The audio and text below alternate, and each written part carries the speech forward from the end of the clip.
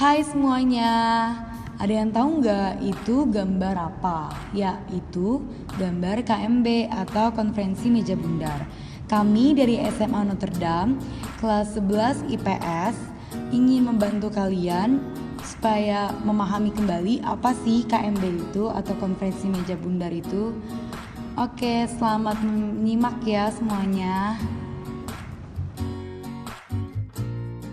Yang pertama, kita akan bahas tentang arti KMB.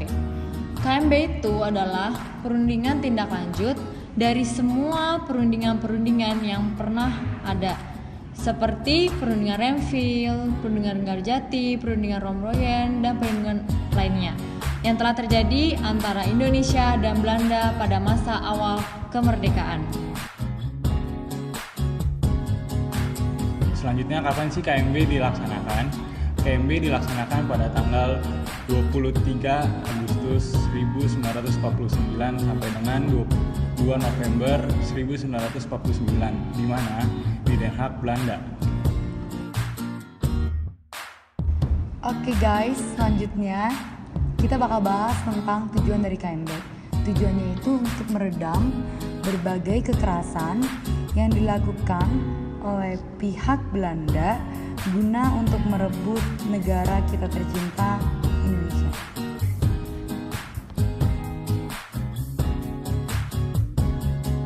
Konferensi Meja Bundar merupakan titik terang bagi bangsa Indonesia untuk memperoleh pengakuan kedaulatan dari bangsa Belanda dan menyelesaikan sengketa antara bangsa Indonesia dan negara Belanda.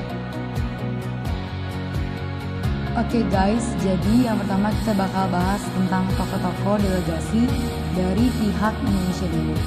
Yang pertama itu ada Dr. Andes Muhammad Hatta, menjabat sebagai Ketua Delegasi Indonesia, juga Wakil Presiden Indonesia. Yang kedua ada Dr. John Leigh Mena sebagai Wakil Perdana Menteri Indonesia. Yang ketiga itu ada Mr. Muhammad Rom, dia sebagai diplomat. Dan yang terakhir ada Dr. Sumitro Jojo Hadikusumo sebagai tokoh ekonomi. Oke, selanjutnya yang keempat itu tokohnya ada Profesor Dr. Supomo. Dia itu sebagai Menteri Keadilan pertama dan dia juga arsitek Undang-Undang Dasar. Terus yang kelima ada Mr. Abdul Karim Pringgodikdo, dia sebagai Ningrat Asal Tuban dan Sekretaris Kabinet. Terus yang terakhir ada Mr. Ali Sosro Amijoyo sebagai Perdana Menteri dan Wakil di United Nations. Selanjutnya, kami bakal menjelaskan kalian tentang tokoh delegasi. Yang pertama itu ada tokoh dari BFO. BFO adalah Bijen Coms Federal Overleg yang dibentuk oleh Belanda untuk memecah belah persatuan Indonesia. Tokohnya ada Sultan Hamid II dari Pontianak. Yang kedua ada dari Belanda, tokohnya adalah Mr. Van Marsseven. Yang ketiga dari pihak BBB yaitu Kritkley.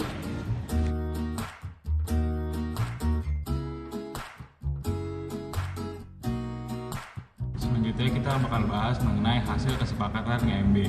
Yang pertama, Belanda mengakui keberadaan negara RIS sebagai negara yang bersatu, merdeka, dan berdaulat. Yang kedua, dibentuk Uni Indonesia dan Uni Belanda. Yang ketiga, RIS membayar utang-utang milik pemerintah Hindia Belanda. Oke, selanjutnya masih tentang hasil dari KMB.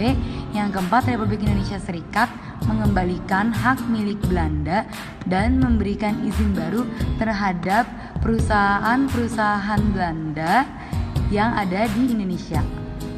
Terus yang terakhir, masalah Irian Barat diselesaikan 1 tahun kemudian setelah pengakuan kedaulatan.